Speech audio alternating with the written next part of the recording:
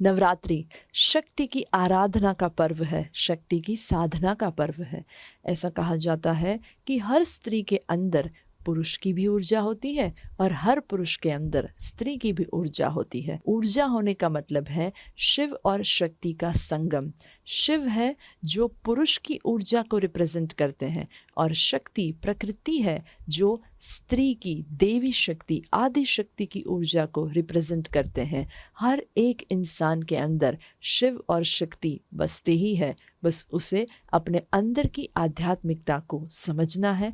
और वो समझने के लिए पूरे साल में ये 9 रात्रि सबसे बेस्ट समय है। वैसे तो 365 दिन और हर एक पल ईश्वर ने ही दिए हैं, बहुत ही अच्छे हैं, लेकिन कुछ कुछ साधना करने के लिए कुछ कुछ शक्तियाँ इस धरती पर बहुत ही स्पीड से आ रही होती है।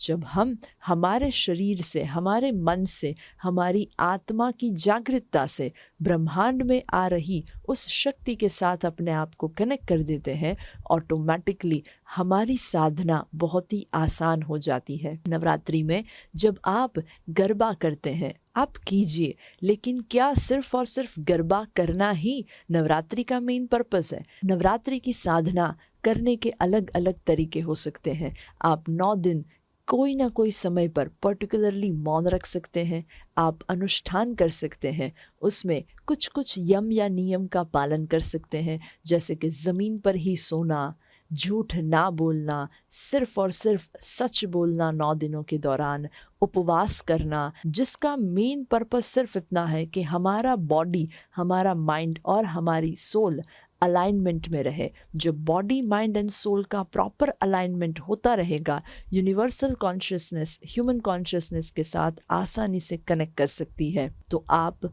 नवरात्रि के दौरान उपवास कर सकते हैं। उपवास क्यों करना? उपवास का महत्व सिर्फ और सिर्फ क्या भूखे रहने से है? नहीं। जब हम उपवास करते हैं, हमारे अंदर की ऊर्जा फोकस में आना शुरू होती है।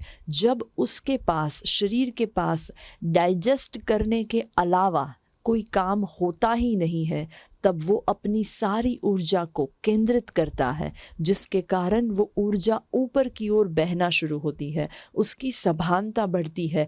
इंद्रियों को समझना, उसके ऊपर का नियंत्रण, उसे दमन नहीं करना है, उसे जीतना है। और एक पल ऐसा आएगा कि इंद्रियां होने के बावजूद भी वो आपकी इतनी सहजता से दोस्त बन जाएगी कि आप जो सोचेंगे, जो महसूस करेंगे, उसमें वो आपको सपोर्ट करेगी। उसकी कोई डिमांड नहीं होगी, आप उसकी कठपुतली नहीं होंगे, वो आपके नियंत्रण में होगी, वो आपकी सहज सभानता में होगी, जिसके कारण आप अपनी ही ह्यूमैनिटी को और भी ज़्यादा इवॉल्व कर सकते हैं। आप अपने स्वभाव को बदलना चाहते हैं, आप अपने किसी भी गोल को अचीव करना चाहते हैं, उसके रिलेटेड आपके अंदर जो बदलाव लाना है, वो बदलाव आप इस 9 दिनों के दौरान मेडिटेशन के थ्रू ला सकते हैं। कुछ समय निकाल कर आप मंत्रों का उच्चारण करें, जिसमें आपका जो भी कन्वीनियंट मंत्र है, बस आप उसको दोहराते रहें।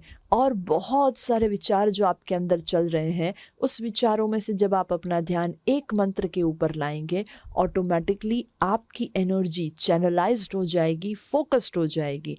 और मंत्र ऊर्जा है, शक्ति है। जब हम अपनी पूरी सभानता से मंत्रों का उच्चारण करते हैं, ऑटोमेटिकली उसके पॉजिटिव वाइब्रेशन हमारी ज़िंदगी में, हमारी लाइफ में, हमारे ऑरा में बहुत ही आसानी से सहभागी बनते हैं, जिसके कारण हमारा जीवन बदलने लगता है।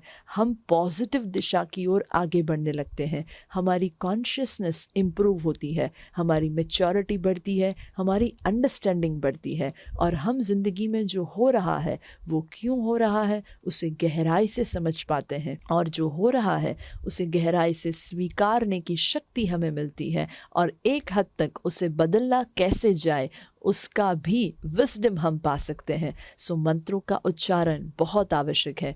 अगर आपके पास कोई भी वेद, पुराण, उपनिषद है, कोई ऐसी आपके पास लिटरेचर की सुविधाएं उपलब्ध है, तो आप अवश्य ही उसका पठन कर सकते हैं। आप कुछ अच्छी चीज़ें पढ़ सकते हैं, आप किसी की मदद कर सकते हैं, आप अपने आप को इवॉल्व करने के जितने भी तरीके हैं उसे यूज़ कर सकते हैं, अपने अंदर के 7 चक्रों की साधना कर सकते हैं, हो सके उतना नेचर के करीब रहे। संभव है तो आप हवन करें, यज्ञ करें। आप जो कुछ भी पूरे साल में गलत किए हैं उसमें से आप अब क्या सही कर सकते हैं, अपनी गलतियों को कैसे सुधार सकते हैं। ज़्यादा नहीं तो एटलीस्ट हम अपनी गलतियां अपने आप को बताकर अब वो गलतियों को ना दोहराए उसका संकल्प ले सकते हैं। हम अपने आप को चैलेंज दे सकते हैं, हम अपने आप को ही स्पिरिचुअल एडवेंचर की टूर करवा सकते हैं ये 9 दिनों के दौरान। क्योंकि किसी राइड में बैठना शायद हमारे लिए आसान है, पर अपने अंदर के इमोशंस की, अपने अंदर की सभानता की राइड में बैठना हमारे लिए बहुत ही ज़्यादा आवश्यक है। तो ये 9 दिन सिर्फ और सिर्फ डांस या नृत्य करने के लिए नहीं दिए गए हैं। ये 9 दिन अपने अंदर की उस ऊर्जा को, अपने अंदर के उस चक्रों की साधना को जीतने के लिए दिए गए हैं। सिर्फ और सिर्फ गरबा करना यही नवरात्रि का महत्व नहीं है। उस गरबा के पीछे के हिडन स्पिरिचुअल मीनिंग को समझना, उसकी ऊर्जा को अपने शरीर में, अपने मन में पॉजिटिवली धारण करना, जो हमारे जीवन में, हमारे स्वभाव में, हमारे विचारों में, हमारी आदतों में, हमारे संस्कारों में बदलाव ला सके, वो है नवरात्रि की सच्ची साधना, वो है नवरात्रि का सच्चा सेलिब्रेशन। आपके अंदर जो स्त्री शक्ति है और जो पुरुष शक्ति है उसके समत्वम के साथ आप जीना सीखें, साधना करते रहें और अपने आप को सत्य के साथ जीतते रहें। ऐसी शुभकामनाओं के साथ आप सभी को नवरात्रि की ढेर सारी शुभकामनाएं।